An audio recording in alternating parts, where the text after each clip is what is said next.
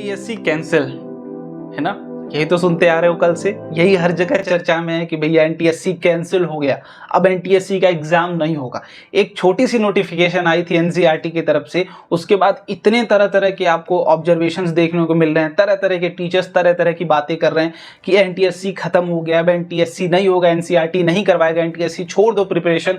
बहुत सारी चीजें आपको सुनने को मिल रही हैं और वही सारी चीजें आप हमको आके सुना रहे हो, ठीक है। तो मैंने भी कल एक वीडियो बनाई थी इसके ऊपर कि क्या नोटिस एक्चुअली क्या बोल रही है और आप क्या सुन रहे हो दूसरों का। मुझे नहीं पता आप क्या सुनना चाह रहे हो या फिर आप क्या सुन रहे हो, क्या कोई बोल रहा है, मुझे ये चीजें नहीं पता है। और मैं ये नहीं बोलूंगा इस वीडियो में कि एनटीएससी होगा ही नहीं होगा, मैं उसके बारे में भी क्लैरिफिकेशन नहीं दूंगा। हाँ, ये जरूर आपको चीजें समझाने की कोशिश करूंगा कि व्हाट आर द फैक्ट्स और क्या फैक्ट्स बोल रहे हैं, मैं उस पर बात करने की कोशिश करूंगा, ठीक है। और बहुत सारे ऑब्जर्वेशंस आपको देखने को मिल रहे हैं यार कि आपकी एनटीएससी हटा के एसएससी एग्जाम को लाया जाएगा। एसएससी के बारे में बहुत सारे बच्चों को पता ही नहीं है ना। इस बार जिस तरीके से एग्जाम को कंडक्ट करवाया गया था उसको देखते हुए तो मैं नहीं कह सकता कि उसको एनटीएससी की तरह ट्रीट किया जाएगा, क्योंकि बहुत मिनिमम बच्चों को पता चल पाया उस एग्जाम के बारे में, और एग्जाम हो भी गया, कितना जल्दी हुआ, कितनी सारी चीजें हुई, बहुत लोगों को पता ही नहीं चला, अवेयरनेस थी ही नहीं उस एग्जाम की।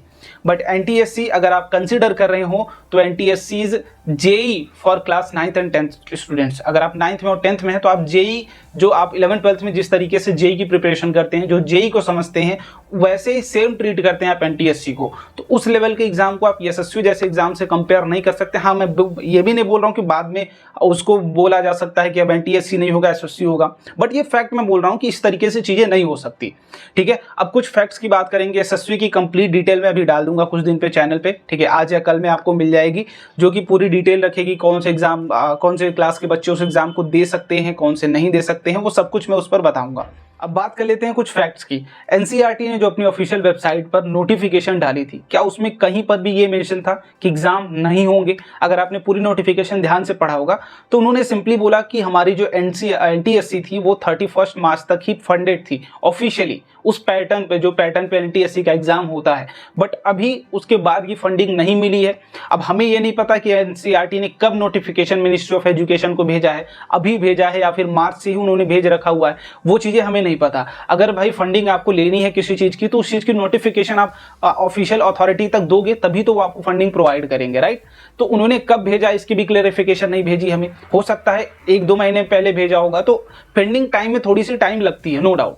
अब मेन बात करते हैं, जो दूसरा पॉइंट हमारे सामने निकल के आ रहा है, एनईपी, है ना। इसके तहत माना जा रहा है कि एनटीएससी का एग्जाम नहीं होगा। मैं मान रहा हूं एनईपी देखो एक क्या है, पहले उसको पैटर्न को थोड़ा समझने की कोशिश करते हैं। एनईपी क्या है? Simply practical application based study, यही आपकी बोलती है एनईपी, कि जो भी स्टडी आप करवाएं वो प्रैक्टिकल बेस्ड हो, है ना। जो भी चीजें आप पढ़ रहे हो, साइंस के प्रैक्टिकल्स हो गए, प्रैक्टिकल अप्रोचेस के थ्रू आप पढ़ाई करें, यही बोलती है हमारी एनईपी, ठीक है। और एनटीएससी का पैटर्न अगर आप ध्यान से समझे तो वो थ्योरी बेस्ड एग्जामिनेशन, उसमें कहीं पर भी प्रैक्टिकल अप्रोच हमें नहीं दिख रहा है, ठीक है। अब दूसरी चीज जो आप कंपेयर कर रहे हो कि SSC is similar to NTSC so they will merge, SSC का पैटर्न आप समझिए, पैटर्न उसका भी थ्योरी वाला एग्जाम है, तो जो पैटर्न एनटीएससी फॉलो कर रहा है सेम पैटर्न तो एसएससी फॉलो कर रहा है, तो कहां से दोनों मर्ज हो सकते हैं? मुझे ये नहीं लगता, क्योंकि अगर एनईपी फॉलो हो रहा है तो प्रैक्टिकल एप्लीकेशन बेस्ड एग्जामिनेशन होने चाहिए आपके, ना कि थ्योरेटिकल बेस्ड, ठीक है। क्योंकि भाई नेशनल टैलेंट सर्च एग्जामिनेशन एक थ्योरी बेस्ड पे आप एनईपी नहीं डिसाइड कर सकती कि आप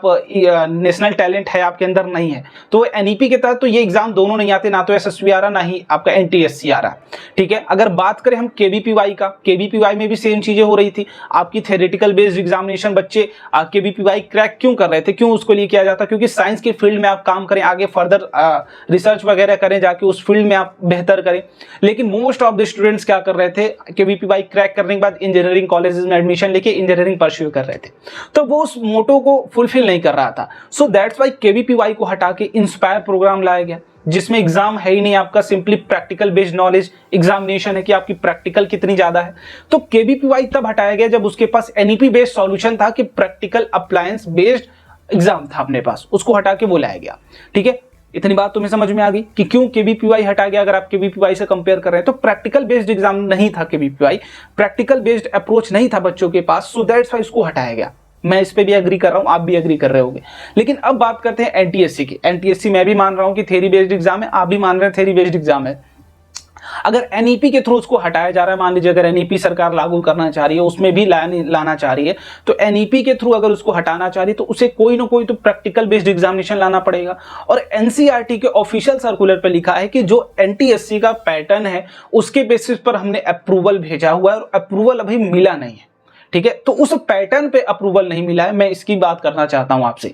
तो एनटीएससी खत्म हुआ है नहीं खत्म हुआ, ये तो यार देखो कोई नहीं जानता, ना तो एनसीईआरटी जानती है, ना मैं जानता हूं, ना कोई और टीचर जानता है। सब यही जानते हैं कि जो ऑफिशियल सर्कुलर हमारे सामने आएगा, अगर एनटीएससी खत्म होगा उस पर भी हमें एक्सेप्ट करना पड़ेगा, क्योंकि हम उस कैपेबल नहीं कि वहां पे क्लेम कर पाए। ठीक है, बट आप इस कैपेबल हो कि अगर आप चाहते हो कि रिजल्ट जल्दी आए, हमारे फेवर में हो या फिर नहीं फेवर में हो, उस पर भी रिजल्ट जल्दी आए, तो आप मिनिस्ट्री ऑफ एजुकेशन पे मेल कर सकते हैं या फिर एनसीईआरटी को मेल करिए कि जो भी रिजल्ट हो आप उसको जल्दी लॉन्च करें, जल्दी हमारे सामने सर्कुलर लाएं, सर्कुलर के थ्रू। ठीक है, और मैं इस पॉइंट पर भी एक बात बोलना चाहूंगा, अभी भी एनसीईआरटी को कंफर्मेशन नहीं यार कि क्या फर्दर स्टेप होने वाले हैं, क्या फर्दर प्रोसीजर होने वाले हैं। अगर वो चीजें होती तो एनसीईआरटी को चंद एक मिनट लगेगा कि एक ऑफिशियल सर्कुलर जारी करे, ठीक है, कि आपके एग्जाम अब एनटीएससी के नहीं होने वाले हैं। तो एनसीईआरटी के पास भी अभी चीजें नहीं, बट हम दो चीजें कर सकते हैं। मैं यहाँ पर ईमेल हैंडल दे दे रहा हूं आपको, आप मिनिस्ट्री ऑफ एजुकेशन को भी ईमेल करें, आप एनसीईआरटी को भी मेल करें कि जो भी डिसीजन हो जल्दी दे दें, ताकि हमारी प्रिपरेशन जो रुकी है, चल रही है आधी अधूरी, वो चलती रहे।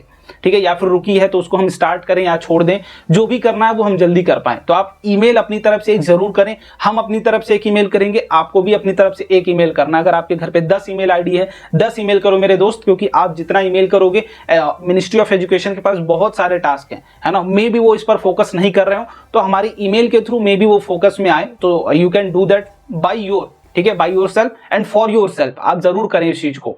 ठीक है, आप छोटी सी फाइट अपने लिए खुद लड़ सकते हो, आप उस कैपेबल अब हो गए हो। ठीक है, हम भी लड़ रहे हैं, आप भी लड़ो। ठीक है, चलिए इतनी बात तो हो गई। अब मैं बात कर रहा हूं कि सॉल्यूशंस क्या क्या इसके ऊपर आ सकते हैं, क्या ऑब्जर्वेशंस आ सकते हैं, क्या रिजल्ट आ सकते हैं उसके ऊपर। देखो, एनटीएससी हटाने का अगर इनका वो मोटो है कि प्रैक्टिकल बेस्ड एग्जाम नहीं है, तो मैं भी उस चीज से हैप्पी हूं, आप भी हैप्पी होने चाहिए कि हमें प्रैक्टिकल नॉलेज जिंदगी में चाहिए। आज का जो आपकी सोसाइटी चल रही है उसमें थ्योरेटिकल नॉलेज से कुछ नहीं होने वाला है, रट के आप बहुत सारी चीजें सीख सकते हो, लेकिन प्रैक्टिकल बेस्ड जितनी भी नॉलेज आपके माइंड में रहेगी वो बहुत क्लियर होती है और बहुत लॉन्ग लाइफ होती है। ठीक है, तो प्रैक्टिकल बेस्ड एग्जामिनेशन हमारे सामने लाएं, कोई अनदर एग्जाम इंट्रोड्यूस करवाएं हमें, ताकि हम उसकी प्रिपरेशन करें, हम उसके लिए बैठे। हमारा टाइम बहुत जा रहा है, पिछले साल के बच्चे 10th पास करके 11th में आ गए, 11th एक सेमेस्टर लगभग बीतने वाला है उनका।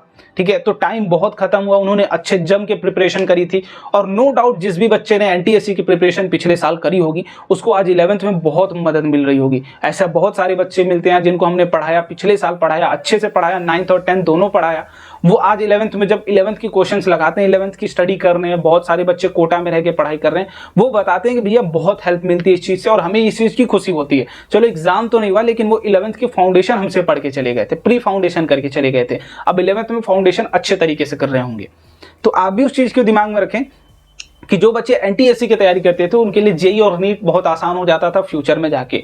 ठीक है, 70% अगर आप बच्चे देखेंगे एनटीएससी के, उससे अब भी कुछ बच्चे जेई और नीट को सेलेक्ट करते हैं। ठीक है, तो ये अलग बात है कि क्या था क्या होगा, बस अब ये आना चाहिए कि कोई भी अनदर एग्जाम अगर उनको इंट्रोड्यूस कराना है तो जल्दी कराएं, प्रैक्टिकल बेस्ड। अगर मान लीजिए अगर एनटीएससी कंटिन्यू करना है तो वो भी जल्दी करवाएं। उसके लिए मैंने सिंपल सी प्रोसेस बताई कि आपको क्या करना है, आपको तरह तरह की चीजें नहीं सुननी है, सिर्फ ईमेल एक ड्रॉप करो मिनिस्ट्री ऑफ एजुकेशन को एंड एनसीईआरटी को। अब जो भी चीजें आएंगी उसे हमें एक्सेप्ट करना ही पड़ेगा, वी नो दैट, है ना, हमें एक्सेप्ट करना पड़ेगा। बट नोटिस अभी ये नहीं कहती है कि एग्जाम कैंसिल हुआ है, उन्होंने ये बोला है कि इस पैटर्न को अप्रूवल नहीं मिला है, वो पैटर्न अभी भी पेंडिंग में है, एनटीएससी का जो प्रीवियस पैटर्न था। तो में भी आपका जो पैटर्न है एनटीएससी का वो चेंज किया जा सकता है, या फिर एग्जामिनेशन चेंज किया जा सकता है, दूसरे एग्जाम को इंट्रोड्यूस कराया जा सकता है, तरह तरह की चीजें हो सकती हैं, लेकिन cancellation is not confirmed yet. तो आपको दिमाग अपना नहीं कहीं लगाना है, जो प्रिपरेशन आप कर रहे हो वही करो। हाँ, एक चीज जो मैं यहाँ पर सजेशन देना चाहूंगा कि आप क्लास 10th पे स्विच कर सकते हो। 9th वाला पार्ट कुछ दिन के लिए रोक दो दोस्त, 10th वाले पार्ट को अभी कंटिन्यू करो, क्योंकि वो बोर्ड्स में भी आपके पूछे जाएंगे। तो 10th पार्ट को आप कंटिन्यू करते जाइए, 9th पार्ट को अभी स्टॉप कर लीजिए। मैं इतने सजेशंस आपको दे सकता हूँ। ठीक है, बाकी अपनी पढ़ाई एज यूजुअल कंटिन्यू करिए। आपको आई होप कंक्लूजन जरूर मिला होगा, क्या होगा, क्या था पैटर्न, क्या थी चीजें, बहुत सारी चीजें आपने देखी होंगी और सब कुछ आपने समझा होगा। कमेंट बॉक्स में बताइएगा आपकी क्या राय है, आपको क्या लगता है एग्जाम खत्म कर दिया जाएगा, नया एग्जाम लाया जाएगा, पैटर्न चेंज कर दिया जाएगा, क्या होगा, वो आप कमेंट बॉक्स में मुझे बताइए। और एक ईमेल ड्रॉप करने के बाद जरूर कमेंट में लिखिएगा भैया ईमेल ड्रॉप्ड, ठीक है। उससे हमें भी एक खुशी मिलेगी, आपको भी मिलेगी, ठीक है। हम जितना स्टेप कर सकते हैं उतनी कोशिश अपनी तरफ से करें। एग्जाम होगा नहीं होगा वो हमारे हाथ में नहीं यार, ठीक है। हमारा काम है अपने तरह अपने रास्ते बने रहना, अपनी तैयारी अच्छे से करना। अगर आप आज एनटीएससी की तैयारी कर रहे हो तो आपको 11th में 12th में बहुत मदद मिलने वाली है, इससे आई गारंटी यू, ठीक है। चलिए बाय बाय, मिलते हैं अगले वीडियो में एक नई अपडेट के साथ और बेस्ट अपडेट के साथ। ऑफिशियल सर्कुलर पर ही हम बात करेंगे, उससे ज्यादा कुछ बात नहीं करेंगे। जय हिंद।